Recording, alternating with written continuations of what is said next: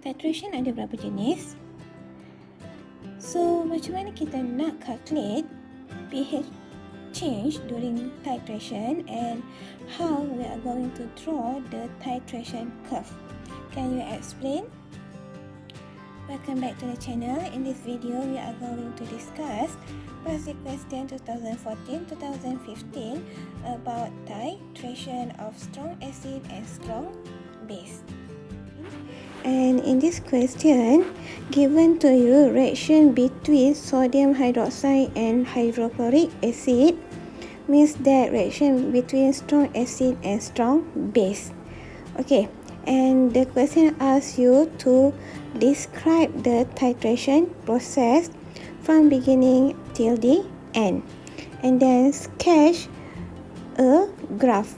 Okay, so we are going to discuss the first part first about the titration between sodium hydroxide and hydrochloric acid.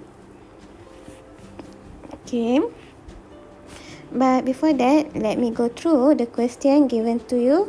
0.1 gram and 25 ml, and then it dilutes sodium hydroxide, or it dissolves sodium hydroxide, and then sodium hydroxide in the conical flask and hydrochloric acid in the burette, and they will carry out neutralization through the titration method. Okay, so describe means that you need to calculate pH and then mention the mole and volume.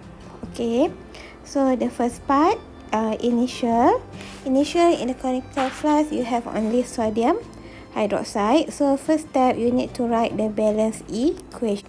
So concentration sodium hydroxide will be equal with ion hydroxide. Okay, so you kira lah molarity untuk sodium hydroxide, and then you dapat molarity, you boleh insert dalam formula POH. Okay, but then soalan minta pH, so you need to change from POH to pH. Okay, and you will get 13 pH. Okay, next, you need to explain about half equivalent. Okay, so you nak kira half equivalent.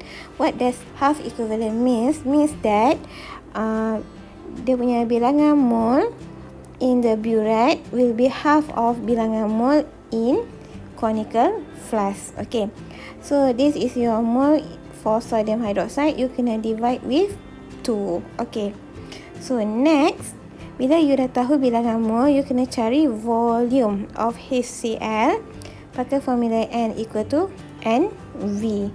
So you dah dapat volume HCl, and this is volume total after titration between sodium hydroxide and HCl in the conical flask. Okay, so next kita nak cari apa? pH. So kita kena tahu apa yang ada after neutralization between sodium hydroxide and HCl. So we need to complete ICF table. Okay, to determine substance in conical flask after the reaction. Okay, so you insert number of mole, and kalau kamu tengok number of mole HCl is less than sodium hydroxide, means that the HCl is completely used. So banyak ini sahaja yang digunakan untuk HCl and sodium hydroxide. Value dia akan jadi sama. And okay, so jadi untuk final mole, sodium hydroxide ada lagi 1.25 exponent negative 3, and HCl is completely used, and sodium chloride also you have 1.25 exponent negative 3, but sodium chloride is salt, so it does not affect the pH. Yang affect the pH is only sodium hydroxide. So kita kena cari molarity untuk sodium hydroxide. Okay, mole over dengan volume total. So you akan dapat 0.0333 molar, and then yang equation ni you kena buat juga. Sodium hydroxide dissociate untuk menghasilkan sodium ion and hydroxide ion. Okay, so sama jugalah sodium hydroxide dissociate completely, so concentration of sodium hydroxide will be same as concentration of OH minus. Masuk dalam formula POH and then calculate pH. Okay, next at equilibrium. So pH at equilibrium means that bilangan mole conical flask will be the same with bilangan mole in the burette. Okay, so in this case 2.5 exponent negative 3 mole. So next you kena buka ICF table. Okay, so bilangan mole sama, so dua-duanya adalah completely consumed. Yang tinggal cuma kamu punya neutral salt, and this neutral salt pH dia 7. But then you need to prove why pH dia 7. So kenapa pH 7? Because you punya ion sodium and ion chloride from sodium chloride does not hydrolyze in water. Therefore water undergo auto ionization. Okay, this equation insist kena buat. Okay, and then you tulis KW. Apa dia KW? Product over reactant. And concentration H3O plus will be equal to the H2O. Sebab apa? Sebab satu H2O akan ada satu H plus dan ada satu OH minus. So concentration H2O akan sama dengan concentration H plus. Samalah dengan concentration H3O plus. So you will get the pH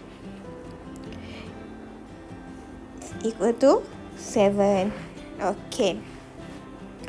And the last part untuk nak explain titration or explain neutralization, pH at final volume which is 30 ml of hydrochloric acid. Yang ini diberi dalam soalan. Okay, so you kira bilangan mol daripada 30 ml and volume total will be 55 ml. So kita kena masuk balik ICF table. So you buat equation, you buat ICF, you nampak daripada sini HCl will be excess reactant, sodium hydroxide or completely consumed, limiting reactant. And sodium chloride ada, tapi sodium chloride does not affect the pH. Okay, so yang kamu tinggal HCl, you kira dia punya molarity and remember V total. Okay, V total will be 55 ml and kemudian kamu kira dapat molarity. Okay, so next HCl will dissociate completely. So you boleh kira pH, you akan dapat pH dia equal to 2. And then next soalan minta sketch graph.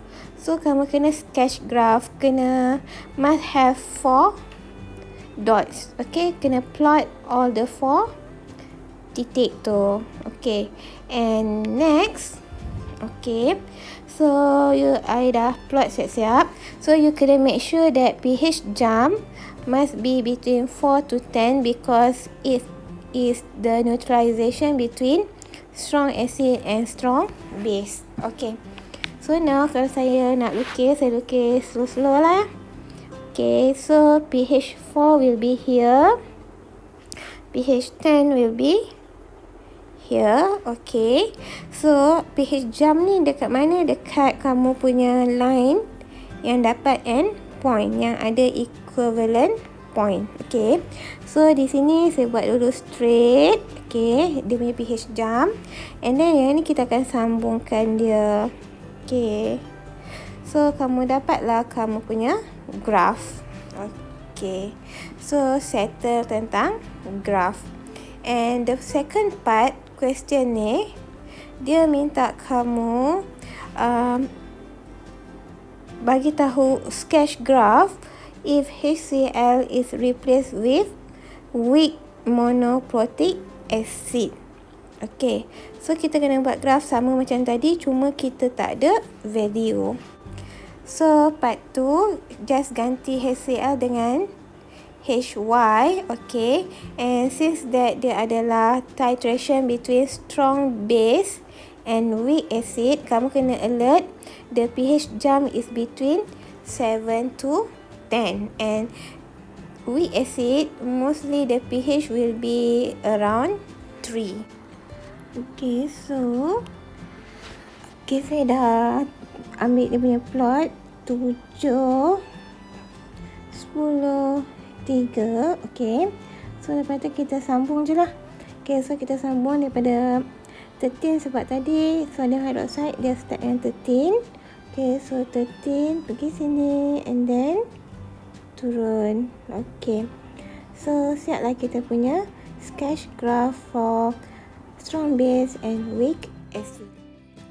So, Cik Abang Handsome, Cik Adik Cantik, do you think that this video is useful?